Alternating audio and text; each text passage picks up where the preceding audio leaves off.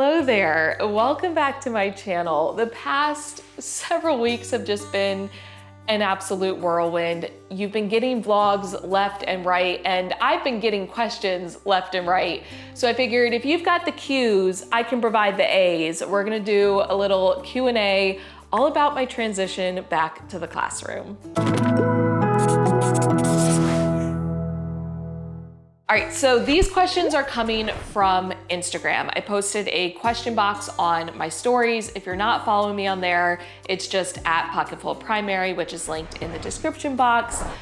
I got a lot of questions, so we're not going through all of them. I have picked out 10 of the most commonly asked questions that are directly related to my transition back to the classroom. Side note, I did get quite a few questions about the certification process, the exams that I had to take, but I've already documented that in previous vlogs. So make sure that you check out my Falling in Love with Teaching Again playlist. You can watch the videos from start to finish, but technically I started the certification process a couple of months prior to that playlist even starting. And I will link the very first video related to that in the description box. But jumping in, number one, will you be full-time in the classroom? Do you plan to still travel and present PD? So yes, I will be full-time in the classroom. And no, I do not plan on continuing to travel and present PD. In fact, there were two other questions kind of similar to this that I got a lot. What will you be giving up to go back to the classroom, and will you continue to record your podcast? So traveling to present PDs is definitely something I am giving up with this transition because obviously I can't add more to my plate without removing some things. Sitting in my office with a plate of grilled bacon. So as of right now, I'm kind of putting a pause on all of the PD work that I've been doing, and I'm okay with that because I'm excited about this transition. I did love presenting PD, and maybe in the future that will be something I continue to do once I get a grasp on all of the things that come with a new teaching position, but as of right now, that's kind of off of the table.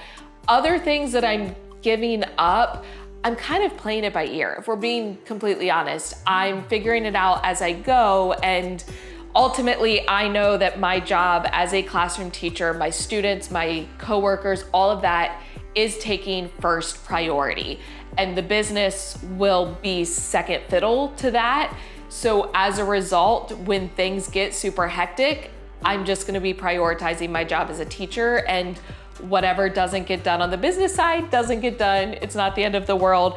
For the podcast, yes, I will be continuing with that. If you don't know, I have a podcast called Teaching to the Top. TOP stands for Time Management, Organization, and Productivity, that I co-host with my best friend, Bridget, who is based in Central Pennsylvania.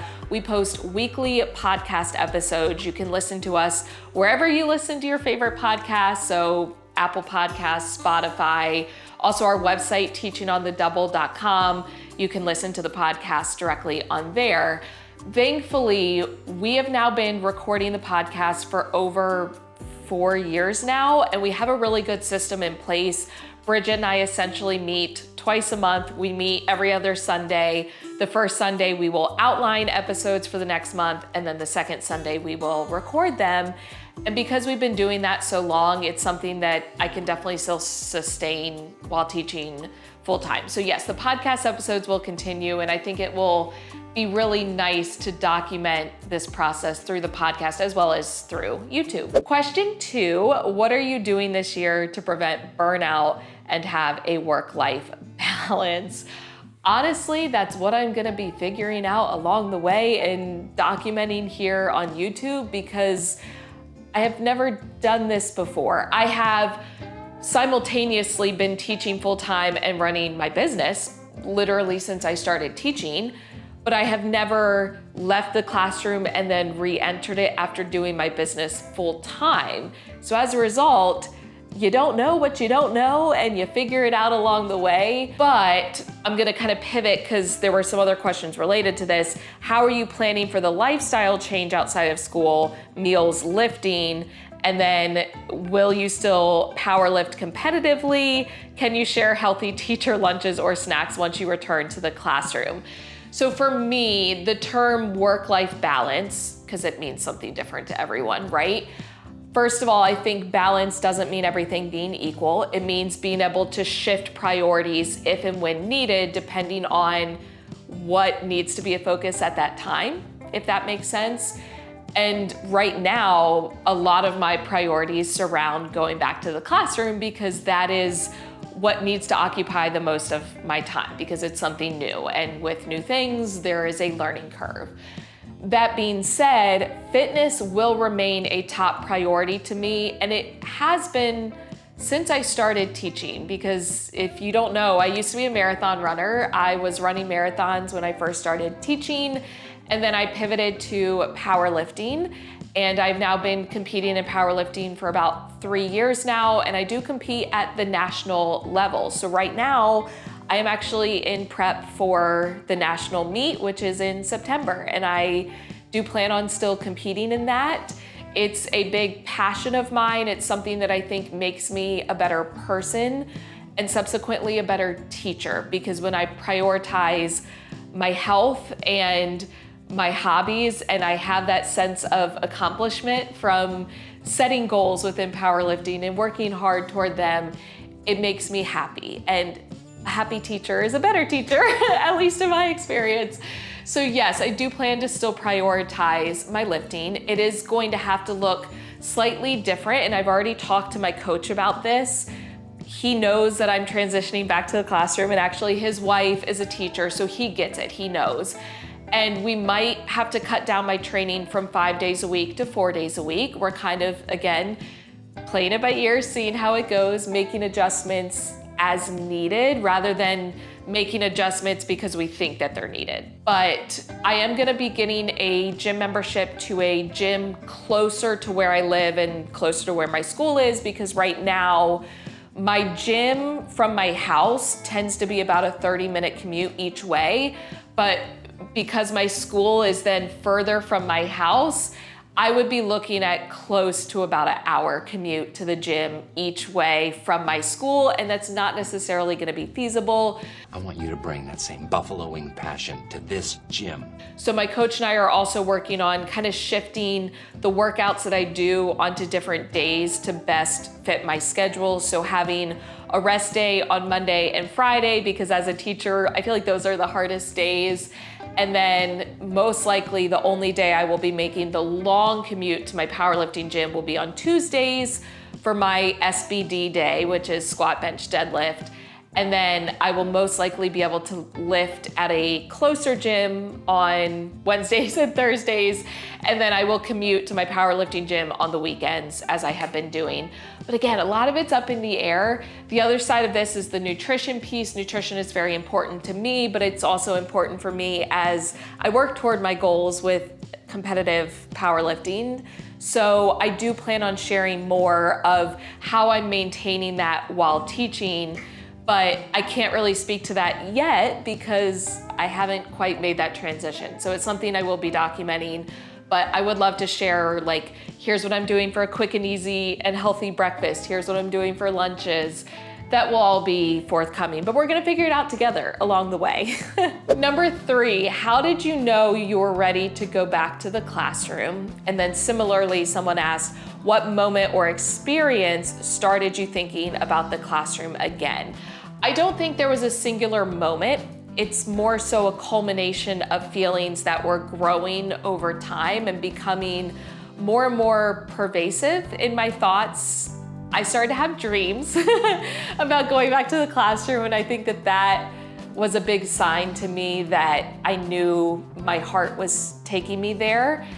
Ultimately, I felt like it was just something I couldn't ignore. You know what it kind of reminds me of? This is gonna sound super cheesy, but when Billy and I first started dating over 10 years ago, I remember before either of us had said, I love you, he had said I loved you first. I hadn't said it back. And it got to the point where it was harder to stop myself from saying it than it was to actually say it. And that's how I knew I was ready to say I love you. And I almost feel like it's similar with the transition back to teaching. I just felt like it was harder to stay away, and I was thinking about it more and more, and the more I thought about it, the more excited I felt. But I also started to notice some patterns within my mental health and emotional state, all of that. I just could tell that I was not my happy Michelle self, and I knew something had to change. I wasn't sure what that something was. Once I locked on to going back to the classroom, it's like that puzzle piece that fit perfectly. So not a singular moment, but just kind of my heart continually directing me there. Number 4, what are you most excited for and the most nervous about going back to the classroom teaching?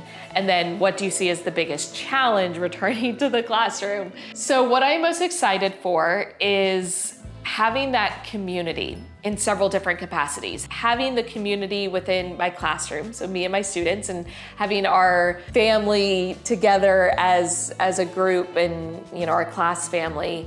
I'm also looking forward to having the community aspect within my team teachers. I am looking forward to having that community aspect within my school community. So my coworkers, the rest of the staff, and my students' family, like just the school community in general. And then also the community here on YouTube within teaching. I mean, thankfully there were so many of you who are like, once a teacher, always a teacher. Like even when I wasn't in the classroom, a lot of you still considered me a teacher because I was teaching teachers, but it did feel different, and I'm looking forward to being back in it, I guess you could say. So I'm most excited about having that community of wanting to do best for my students and support them and all the other people that play a role in that. So my students' families, my coworkers, the education community at large. In terms of what I am most nervous for, I think I am most nervous for falling back into old habits and letting teaching consume my life. And I've come to realize that I get a lot of satisfaction from my work and my accomplishments that come from the professional side of my life. And I think that that's okay. But I have also realized that I can achieve those accomplishments without fully giving up the other aspects of myself. And so I'm just nervous that I will lose sight of that along the way, and I want to make sure I hold myself accountable and also that y'all hold me accountable as well. And going off of what I think will be the biggest challenge, I think it's just a matter of letting go of my perfectionist tendencies, because I know that that is a struggle for me, and realizing that done is better than perfect, and I can be a phenomenal teacher without being perfect. And just having to overcome that reminder constantly will be a challenge, but we'll get through it. Number 5, I'm sure you did your research. So what made you choose the school you'll be working at? When I first applied to the district and started looking at open positions, I didn't look specifically at this school. I just was open to whatever I came across.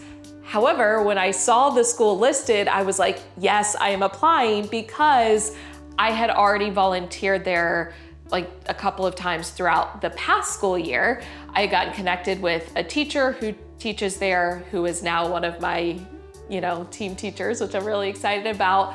But when I went in to volunteer in her classroom to help her out with, classroom setup stuff and some things throughout the year, I just loved what she told me about this school, but then also what I had seen online. And I think I'll share more about this as the year goes on, but some of the practices that they have in place, I think are phenomenal. And I can just tell that they truly prioritize the whole child and their development as a person and as a contributing member of society, in addition to having high expectations for academics. It's just everything all together, and they're very much into making sure that it's engaging for students, and it just made sense. And obviously it's, you see things online and sometimes people put up, I don't want to say smoke and mirrors, but you can make things come across a certain way online, but not have that be the reality. But I could tell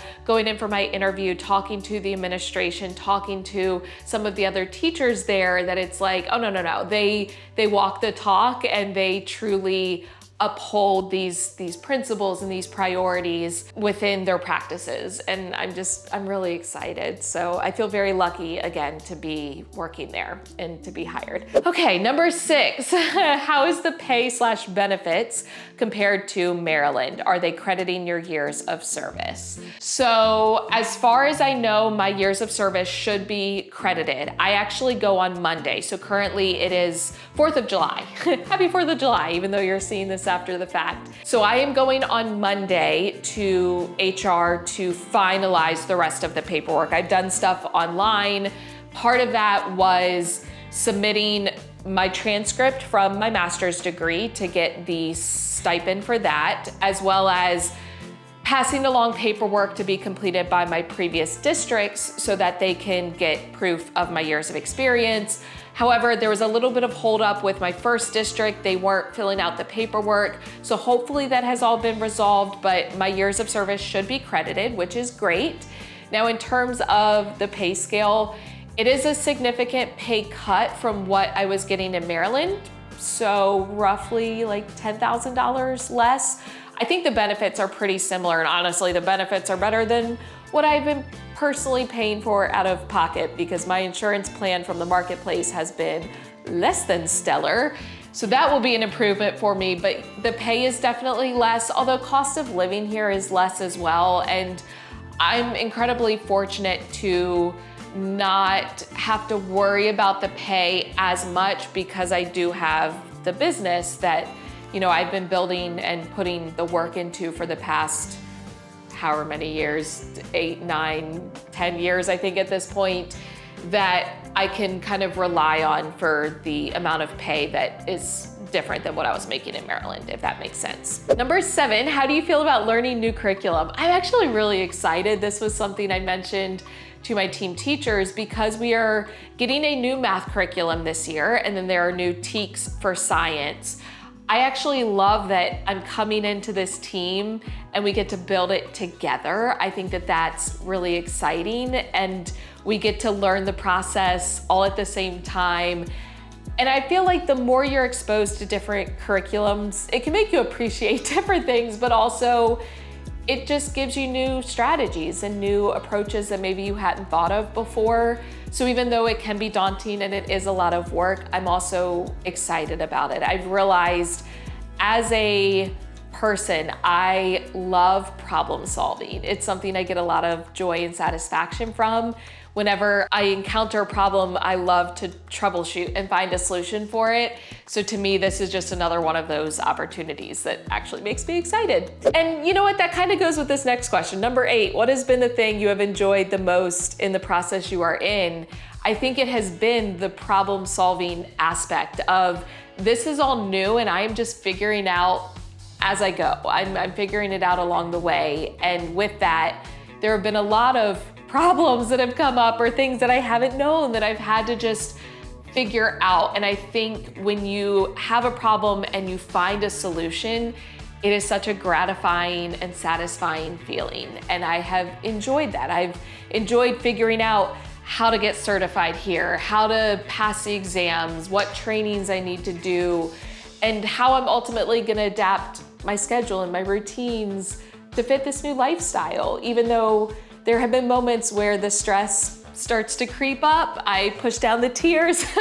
I'm just kidding, I haven't cried at any point. No, woman, no cry. But there have definitely been moments of overwhelm. However, I think my mindset is just in a really good place where I am telling myself, you know what, Michelle, you can do hard things. You can figure it out. You're capable of this.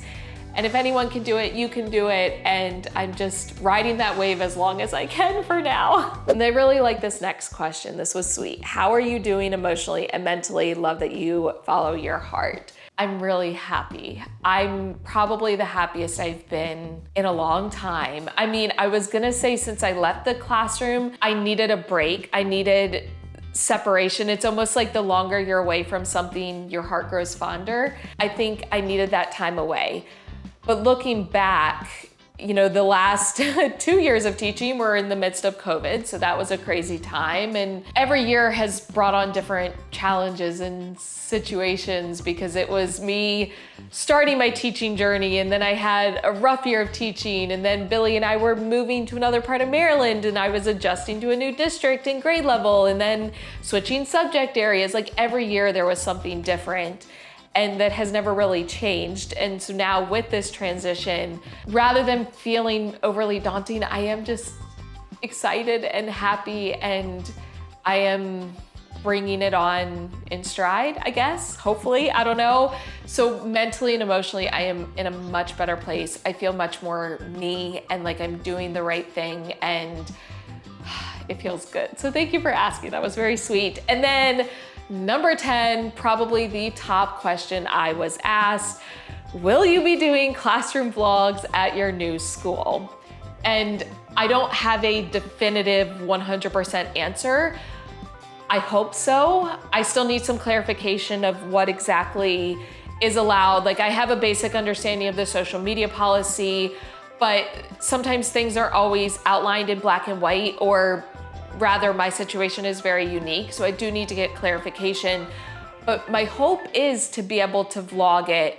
However, I haven't asked for clarification because that's not my priority right now. That's not why I'm doing this. I'm not doing it to vlog. And so right now, my priority is figuring out all the things that do with this new position. And I will figure out the vlogging when we get there. But I'm hoping to be able to document it mostly because I thoroughly enjoy the reflection piece of it. I think it's a very, very powerful and unique tool as a teacher to document what you're doing, what's working, what you're changing, that thought process from a personal standpoint, but then also to be able to share it with the education community.